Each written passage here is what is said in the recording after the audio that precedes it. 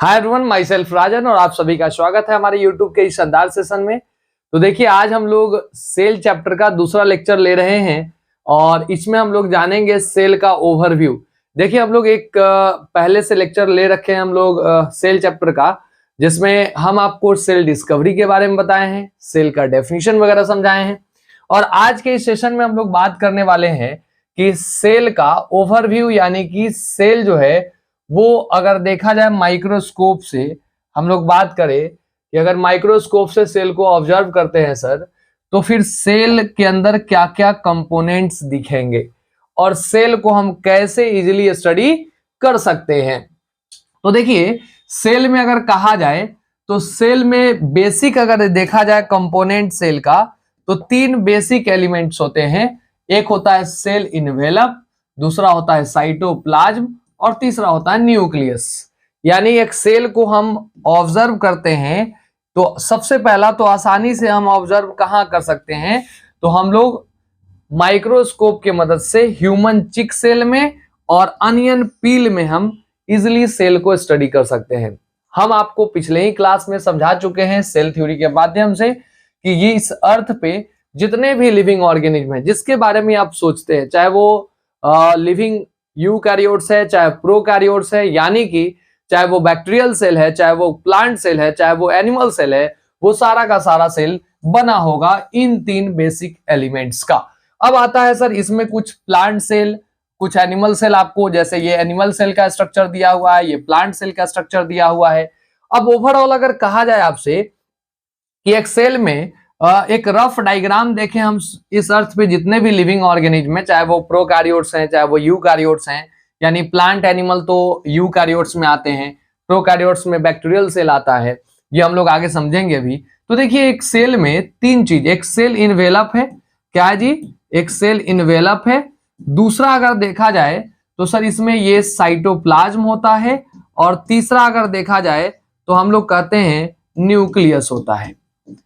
अब इसको easily study करने के लिए ये ह्यूमन चिक सेल या अनियन पील में हम लोग इसको आसानी से स्टडी कर सकते हैं, जिसमें cell envelope as outer covering होता है, साइटोप्लाज्म हम जानते हैं लिक्विड मैट्रिक्स है, और तीसरा न्यूक्लियस जो है ये सेल को कंट्रोल करने का कार्य करते हैं। चलिए, तो अब हम लोग आगे बढ़ते हैं, जानेंगे कि सेल का शेप साइज वगैरह कैसा होता है।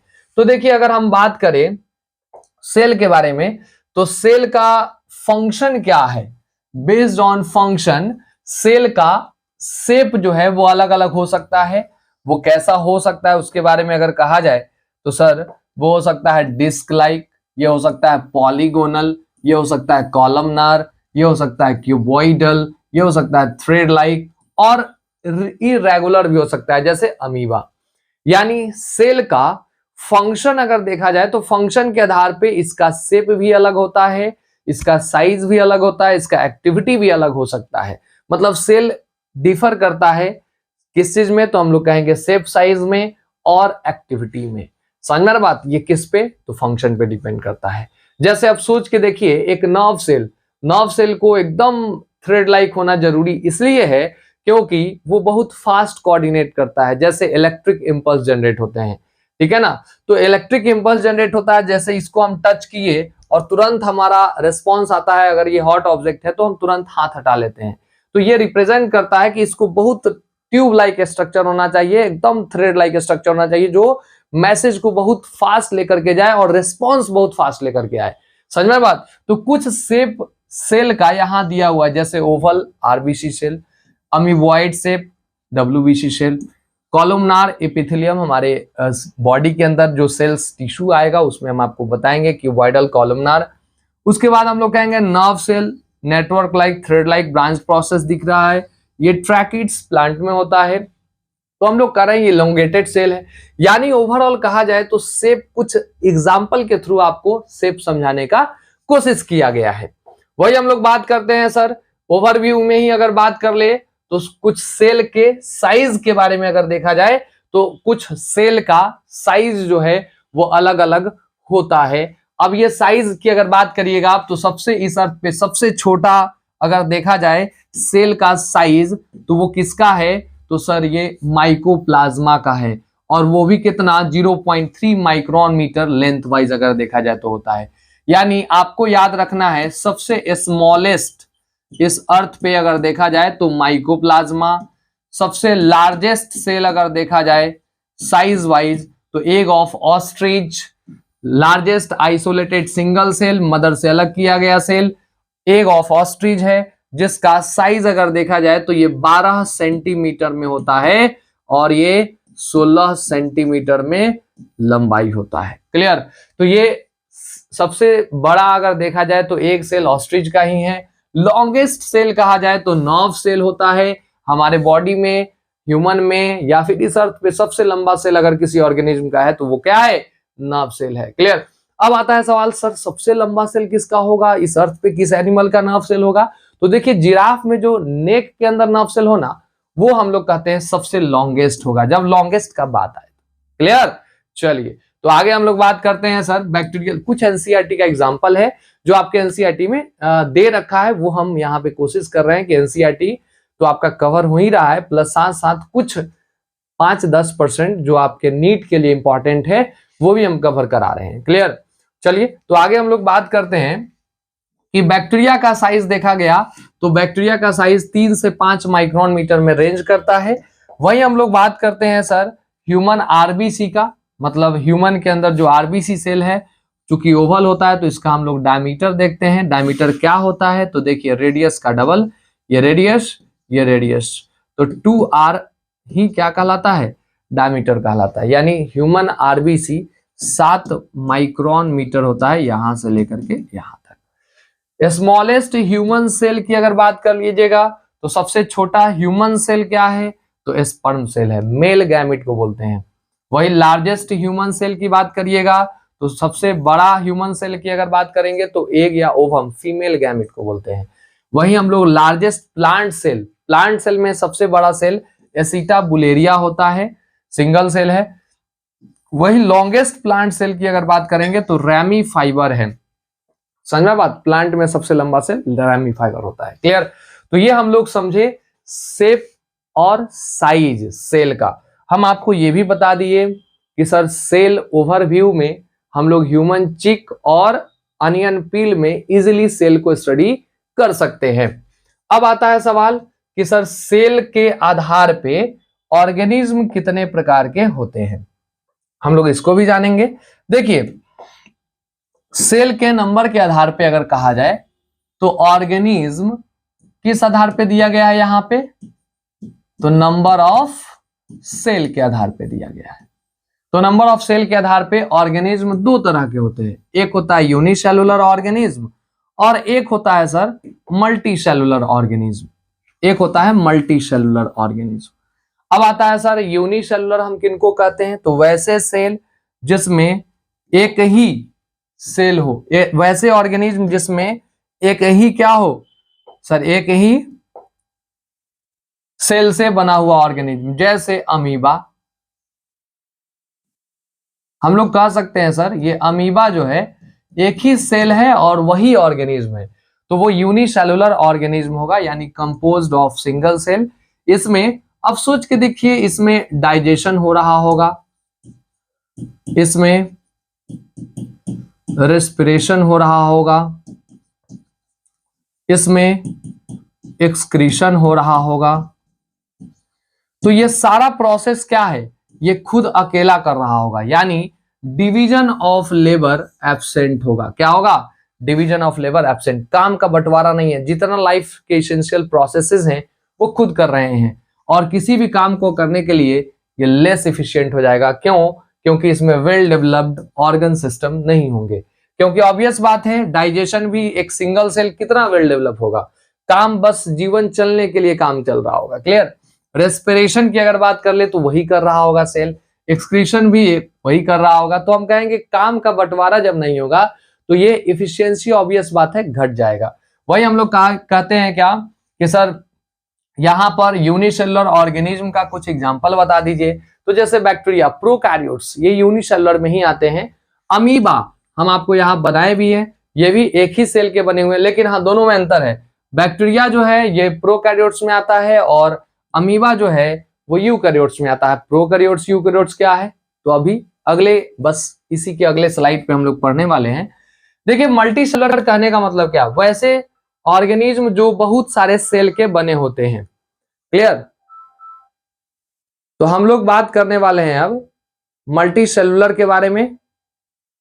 तो देखिए मल्टी सेलुलर कहने का मतलब हुआ वैसा ऑर्गेनिज्म जो बहुत सारे सेल का बना हुआ हो। तो यहां पर लिखा हुआ है कंपोज्ड ऑफ मेनी सेल्स, उसके बाद डिवीजन ऑफ लेबर इसमें क्या होगा, प्रेजेंट होगा, यानी कि ऑब्वियस बात है जब बहुत सारे सेल्स होंगे। अब सोच के देखिए जैसे हम लोग ह्यूमन, अब या फिर हम यहाँ एक ग्रुप ऑफ सेल का ऑर्गेनिज्म बना रहे हैं, तो बहुत सारा सेल है। तो अब क्या किया कि कुछ सेल मिल करके अपना काम बांट लिया कि रेस्पिरेशन कर लेंगे, ठीक है ना, कुछ सेल मिल करके काम बांट लिया कि डाइजेशन कर लेंगे, कुछ सेल मिल करके काम बांट लिया एक्सक्रीशन कर लेंगे। समझ में आ रहा बात, तो हम लोग कहेंगे क्या, यह काम का बंटवारा हो गया, मतलब यहां पर कुछ ऑर्गन बनाने का कोशिश किया गया, तो डिवीजन ऑफ लेबर देखने को मिलता है। और ये मोर इफिशिएंट होते हैं, क्या होते हैं, ऑब्वियस बात है काम का जब बंटवारा होगा तो इनसे बेहतर फंक्शन परफॉर्म करेंगे मल्टी सेलुलर्स। तो ये प्लांट और एनिमल्स जो है ये मल्टी सेलुलर होते हैं, यानी इनमें बेहतर लाइफ प्रोसेस के लिए प्रोसेसेस पाए जाते हैं। क्लियर, अब आता है सवाल कि सर अभी आप बताएं कि प्रोकैरियोट्स और यूकैरियोट्स क्या होते हैं, हम लोग इसके बारे में भी जानेंगे। तो अभी अगला स्लाइड जो बोले थे वो हम लोग जानते हैं कि प्रोकैरियोट्स और यूकैरियोट्स क्या होते हैं। चलिए ध्यान दीजिएगा, हम लोग जानते हैं प्रोकैरियोटिक और यूकैरियोटिक सेल। तो देखिए अब हम लोग सेल का टाइप, सेल के अंदर न्यूक्लियस कैसा है, ठीक है ना, ये हम लोग जानने वाले हैं on the basis of structure of nucleus. यानी सर न्यूक्लियस के स्ट्रक्चर के आधार पे सेल कितने प्रकार के होते हैं ये तो हम लोग जानेंगे ही, बस इसी न्यूक्लियस के स्ट्रक्चर के आधार पे जो सेल हैं उसी के आधार पे हम लोग ऑर्गेनिज्म भी डिसाइड करते हैं। अगर ऐसा सेल वाला कोई ऑर्गेनिज्म होगा तो उसको प्रोकैरियोटिक ऑर्गेनिज्म कहेंगे, और ऐसे सेल वाले ऑर्गेनिज्म होंगे उनको यूकैरियोटिक सेल वाले ऑर्गेनिज्म कहेंगे, यूकैरियोटिक ऑर्गेनिज्म कहेंगे। अब आता है सवाल कि सर दोनों में अंतर क्या है, तो अभी हम लोग दोनों में अंतर भी देखेंगे, अभी डायग्राम के थ्रू भी, और इसको हम डिफरेंशिएट करके भी आपको बताएंगे। चलिए ध्यान दीजिएगा, प्रोकैरियोटिक सेल नाम से क्लियर है, प्रो मतलब होता है प्रीमिटिव, प्रीमिटिव मतलब पुराना, पुराना सेल, कैरियोटिक मतलब कहने का ये हुआ nucleus word, nucleus Latin word है, प्रो मतलब प्रिमिटिव और प्रिमिटिव मतलब ओल्ड, समझ में बात, और कैरियोटिक से कैरियन, और कैरियन का मतलब होता है न्यूक्लियस, यानी वैसे सेल जिसमें न्यूक्लियस प्रिमिटिव पुराना टाइप हो वैसे सेल को हम प्रोकैरियोटिक सेल कहते हैं। नाम से ही सारा कुछ क्लियर हो जाएगा। यूकैरियोटिक, यू मतलब होता है ट्रू, ट्रू कहें या वेल डेवलप्ड कहें, क्या कहें जी, वेल डेवलप्ड, समझ में ना बात। कैरियोटिक अभी अभी बताया कैरियन से आया और इसका मतलब होता है न्यूक्लियस, मतलब वेल डेवलप्ड न्यूक्लियस, जिसका न्यूक्लियस बेहतर हो उसको हम लोग क्या नाम देते हैं, वेल डेवलप्ड न्यूक्लियस वाला ऑर्गेनिज्म कहते हैं। तो अभी आपको क्लियर हुआ नाम से, प्रोकैरियोटिक मतलब पुराना न्यूक्लियस, यूकैरियोटिक मतलब वेल डेवलप्ड न्यूक्लियस, समझ में आ रहा बात। अब आते हैं इसके स्ट्रक्चर को भी समझते हैं, न्यूक्लियस के अलावा भी कोई अंतर है उसको भी जानेंगे, और न्यूक्लियस में आखिर अंतर किस चीज का है कि हम इसको प्रोकैरियोटिक और इसको यूकैरियोटिक कहेंगे। तो ध्यान से सुनिएगा, पहले न्यूक्लियस पे ही चलते हैं, इसके नाम को ही क्लियर करते हैं। तो देखिए ये सेल में हम अभी अभी आपको बताएं कि तीन बेसिक चीज होते हैं, एक सेल इन्वेलप होता है जो यहां पे है, दूसरा साइटोप्लाज्म होता है जो यहां पर है, और तीसरा न्यूक्लियस होता है जो यहां पर है, लेकिन न्यूक्लियस नहीं लिख करके हम इसको न्यूक्लियोइड लिखे, न्यूक्लियोइड, या फिर हम लोग इसको बोलते हैं इंसिपिएंट, क्या बोलते हैं जी? इंसिपिएंट न्यूक्लियस। इंसिपिएंट मतलब इसको हम लोग इनकम्प्लीट न्यूक्लियस भी कह सकते हैं, या लेस डेवलप न्यूक्लियस भी कह सकते हैं, या जीनोपोर भी कह सकते हैं। अब सुनिएगा ध्यान से, कब ये न्यूक्लियोइड या इंसिपिएंट न्यूक्लियस कहलाएगा? जब न्यूक्लियस के नाम पे डबल स्टैंडर्ड सर्कुलर डीएनए होंगे। जब न्यूक्लियस के जगह पर डबल स्टैंडर्ड सर्कुलर डीएनए होगा तो सर हम उसको क्या नाम देंगे? न्यूक्लियोइड नाम देंगे। जो आपको दिख रहा है एक स्ट्रैंड और दूसरा स्ट्रैंड, बस यही इसका न्यूक्लियस है, और भी नेकेड डीएनए है, ना तो इसमें कोई न्यूक्लियर मेम्ब्रेन है, ना न्यूक्लियोप्लाज्म है, ना न्यूक्लियोलस है, बस डबल स्टैंडर्ड सर्कुलर डीएनए होगा तो उसको न्यूक्लियोइड कहेंगे। अब वेल डेवलप यूकैरियोटिक क्यों नाम पड़ा? तो इसमें न्यूक्लियस कह रहे हैं इसको, उसको न्यूक्लियोइड कहे, इसको न्यूक्लियस। कब न्यूक्लियस कहेंगे? तो इसमें एक मेम्ब्रेन और ये दो मेम्ब्रेन, डबल न्यूक्लियर मेम्ब्रेन होगा, ठीक है सर। उसके बाद इसमें न्यूक्लियोप्लाज्म होगा अपना, देखिए इसमें होगा न्यूक्लियर मेम्ब्रेन। दूसरा हम लोग कहेंगे सर इसमें लिक्विड होगा इसका अपना खुद का, जिसको हम लोग कहेंगे न्यूक्लियोप्लाज्म। और इसके अंदर होगा क्या? तो सर इसके अंदर ये डीएनए का थ्रेड होगा, जिसको हम लोग नाम देंगे क्रोमैटिन। क्या नाम देंगे? Chromatin reticulum. क्लियर? चलिए, उसके बाद इसके अंदर एक लिटिल न्यूक्लियस जैसा ही स्ट्रक्चर होता है। इसको हम लोग क्या कहते हैं? आप लोग कमेंट बॉक्स में लिखिए। इसको हम लोग नाम देते हैं न्यूक्लियोलस। क्या नाम देते हैं? न्यूक्लियोलस। तो ये आप चार चीजों से बना हुआ वेल डेवलप्ड न्यूक्लियस होता है, याद रखिएगा। एक न्यूक्लियस में चार बेसिक कंपोनेंट होते हैं, वही हम लोग कहेंगे प्रोकैरियोटिक सेल में सिर्फ और सिर्फ डबल स्टैंडर्ड सर्कुलर डीएनए होता है। तो आप न्यूक्लियस का डिफरेंस देखें और इसी के आधार पे इनका नाम पड़ा प्रोकैरियोट्स, इनका नाम पड़ा यूकैरियोट्स। क्लियर? चलिए अब हम लोग बात कर लेते हैं सर और भी कोई डिफरेंसेस होते हैं? तो बिल्कुल, देखिए सेल इन्वेलप की अगर बात करिएगा तो सेल इन्वेलप में इसमें होता क्या है कि सर ये सेल वॉल होता है बाहर वाला, ये प्लाज्मा मेम्ब्रेन होता है, यही प्लाज्मा मेम्ब्रेन जा करके ये ट्यूब्यूल वेजाइकल लाइक स्ट्रक्चर बनाता है, जिसको हम लोग बोलते हैं मीजोजोम। ये हम अलग से पढ़ाएंगे भी आपको प्रोकैरियोटिक स्ट्रक्चर सेल जब पढ़ाना शुरू करेंगे तो। लेकिन उसके बारे में हम आपको लिखवा दिए कि मॉडिफाइड प्लाज्मा मेम्ब्रेन है जो सरफेस एरिया को बढ़ाता है और इतना सारा काम कर रहा है। मतलब सरफेस एरिया को बढ़ाया, एंजाइमेटिक कंटेंट को बढ़ाया, सेल वॉल बनाने में मदद किया, रेस्पिरेशन में मदद किया, सेक्रीशन में मदद किया, डीएनए रेप्लिकेशन में मदद किया। ऑब्जेक्टिव में पूछे जाते हैं, ये हम लोग अलग से भी पढ़ेंगे, वहां भी ये सारा कुछ लिखा हुआ होगा।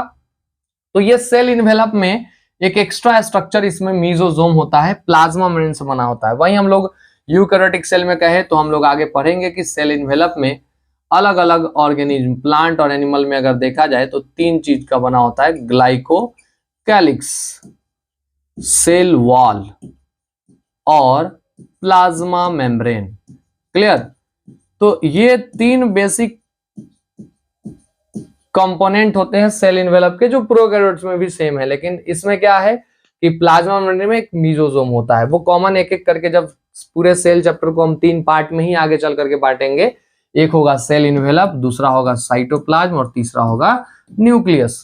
तो उस समय हम आपको बताएंगे सेल इन्वेलप, तो उसमें तीनों एक एक करके पढ़ाएंगे। उस समय फिर आपको क्लियर समझ में आएगा कि अच्छा ये कंपोनेंट और इनका केमिकल कंपोजिशन किसमें क्या होता है।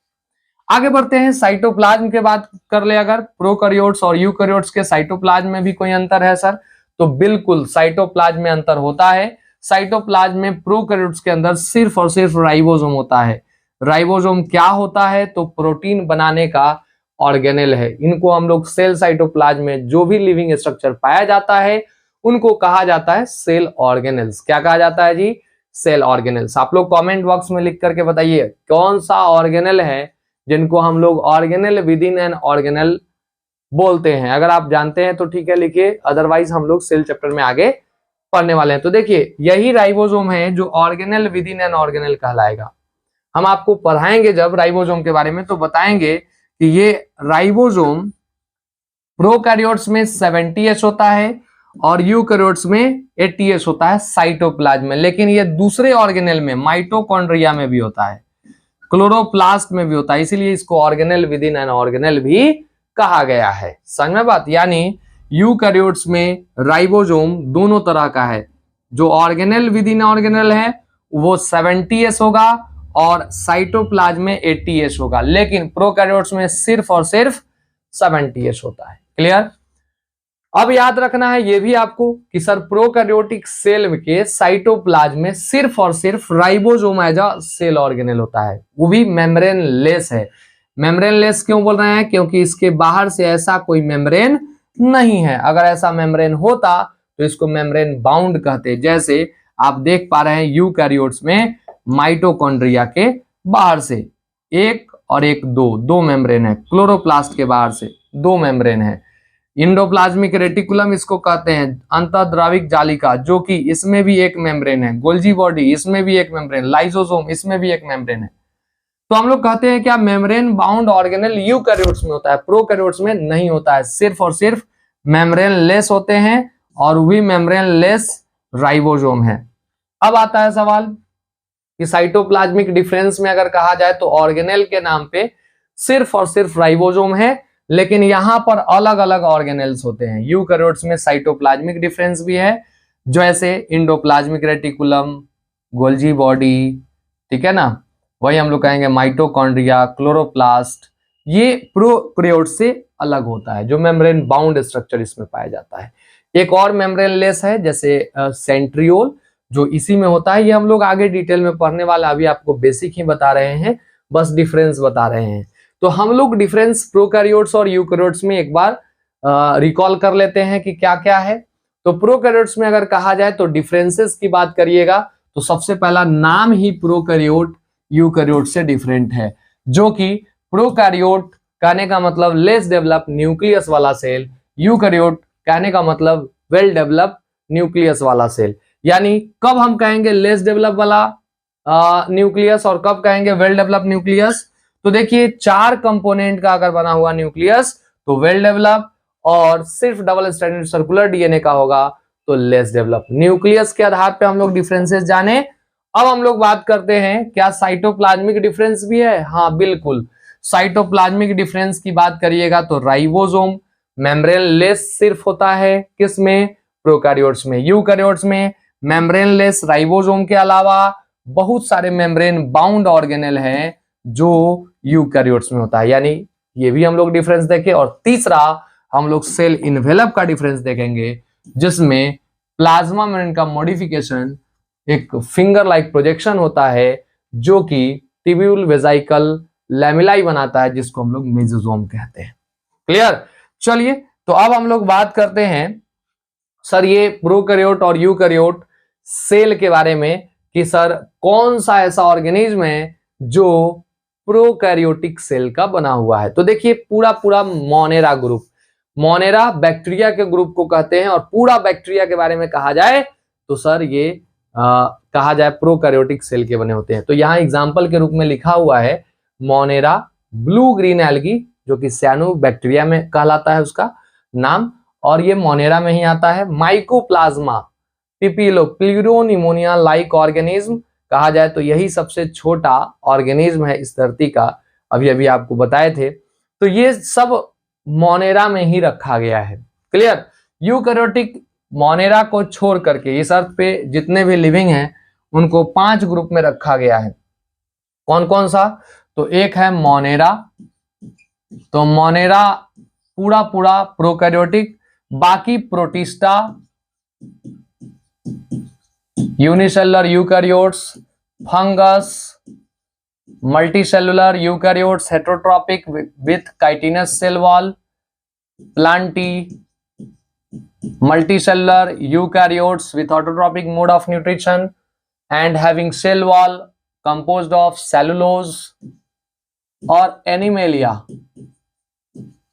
Multicellular eukaryotes with heterotrophic mode of nutrition, ठीक है ना, ये एनिमल्स में आते हैं, विदाउट सेल वॉल एनिमल्स होते हैं। तो ये 4 ग्रुप आपको यूकैरियोटिक सेल के एग्जांपल हो जाएंगे, यानी ये चारों कहीं ना कहीं यूकैरियोटिक सेल के बने होते हैं, यानी यूकैरियोट्स कहलाते हैं। क्लियर?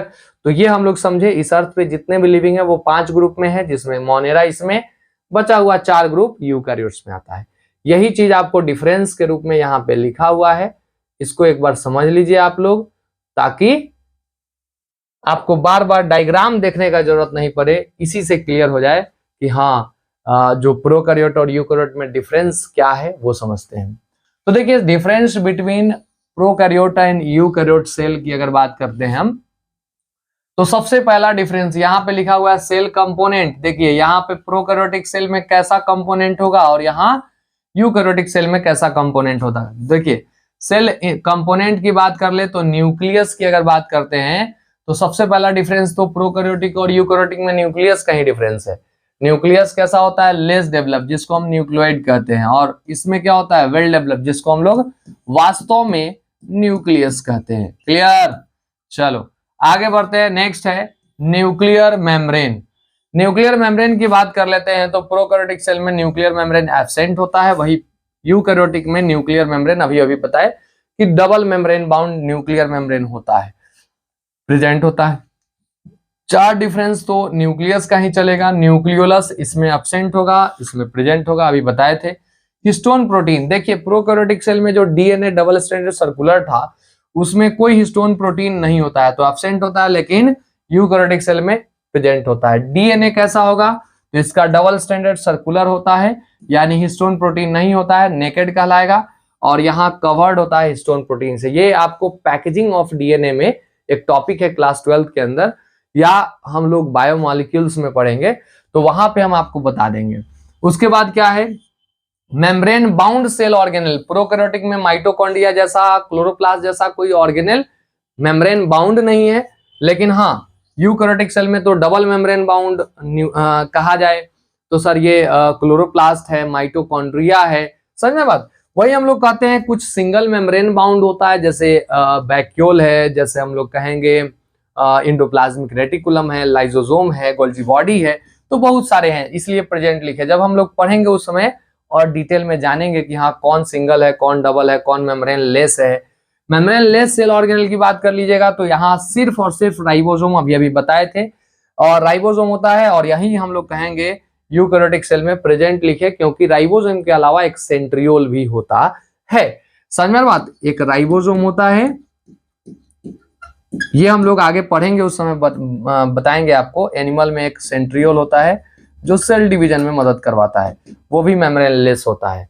वही हम लोग कहेंगे राइबोसोम प्रोकैरियोटिक सेल में कैसा होता है, तो अभी बताया 70S टाइप। अब आपको बताएंगे ये एस क्या है, 70S टाइप क्या है। तो 70 तो समझते हैं नंबर है, लेकिन एस उसके साइज और डेंसिटी को बताता है। तो राइबोसोम प्रोकैरियोट्स में ना छोटा होता है, वही यूकैरियोट्स में कहा जाए तो 80S साइटोप्लाज्म में होता है और 70S होता है सेल ऑर्गेनेल्स, दूसरे सेल ऑर्गेनेल में, जैसे माइटोकॉन्ड्रिया, क्लोरोप्लास्ट। जब राइबोसोम हम आपको पढ़ाएंगे उस समय बताएंगे कि प्रोकैरियोटिक राइबोसोम 70S साइटोप्लाज्म में सिर्फ होता है, वहां कोई सेल ऑर्गेनेल में राइबोसोम होता ही नहीं है। लेकिन हम लोग कहेंगे जब यूकैरियोट्स की बात करेंगे तो उसके साइटोप्लाज्म के अलावा सेल ऑर्गेनेल्स जैसे माइटोकॉन्ड्रिया और जैसे क्लोरोप्लास्ट में 70S राइबोसोम होता है। ये इसीलिए राइबोसोम को organelle with in an organelle कहा गया। आपके एनसीईआरटी में इसका कोई चर्चा नहीं है, लेकिन नीट में कई बार पूछा जा चुका है। फ्लैजिला के बारे में अगर कहा जाए तो फ्लैजिला क्या होता है, तो देख लीजिए एक बार ध्यान से। एक सेल है, इस सेल को मूव करना है एक जगह से दूसरी जगह, तो ये स्ट्रक्चर जो है ना, यही इसका अपेंडेजेज है, इसको फ्लैजिला कहते हैं।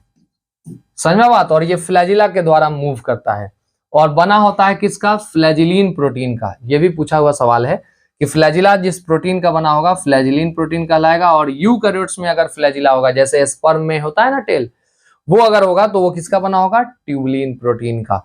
वही हम लोग कहेंगे रेस्पिरेटरी एंजाइम, यानी रेस्पिरेशन के लिए जो एंजाइम्स होते हैं वो कहीं ना कहीं ग्लूकोज को तोड़ने वाले एंजाइम होते हैं, तो वो कहाँ होगा? प्रोकैरियोट्स में। तो सर ये रेस्पिरेशन में साइटोप्लाज्म के अंदर एंजाइम होगा, और अभी आपको बताए थे साइटोप्लाज्म, और मीजोजोम में रेस्पिरेशन होता है, help in cell wall formation, DNA replication, secretion, respiration.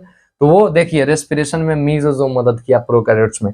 वही हम लोग बात करेंगे क्या, तो सर हम लोग के अंदर माइटोकॉन्ड्रिया मदद करता है, यानी साइटोप्लाज्म में एंजाइम होता है और माइटोकॉन्ड्रिया, यानी माइटोकॉन्ड्रिया फंक्शनली मीजोजोम के सिमिलर होता है। ये जब माइटोकॉन्ड्रिया पढ़ाएंगे उस समय भी बताएंगे। क्लियर, तो ये डिफरेंसेस है, आपको बार बार स्ट्रक्चर नहीं पढ़ना पड़े उसके लिए हम ये डिफरेंसेस एक साथ लिख दिए हैं।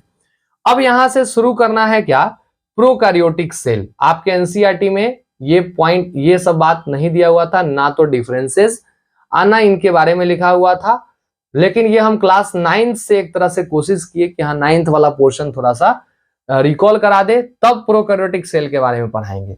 यानी आपके एनसीईआरटी में फिर यहां से प्रोकैरियोटिक सेल के बारे में दिया हुआ है, ठीक है ना। तो ये प्रोकैरियोटिक सेल हम लोग शुरू करेंगे अगले क्लास में। आपका इसका पीपीटी बना हुआ है, ये क्लास बहुत लंबा नहीं हो जाए इसके लिए हम क्या करेंगे, इसको अगले क्लास में शुरू करेंगे। तो आज के लिए हम लोग इतना ही रखते हैं, फिर अगले क्लास में कंटिन्यू करेंगे। तो आप लोग जुड़े रहिए इस यूट्यूब चैनल के साथ। इसको हम पूरे चैप्टर को इसी पीपीटी के थ्रू इसी तरह से हम आपको रेगुलर क्लास लेकर के आएंगे, ठीक है। चलिए आज के लिए इतना ही, फिर अगले क्लास में मिलते हैं और आगे कंटिन्यू करेंगे। चलिए ओके, थैंक यू।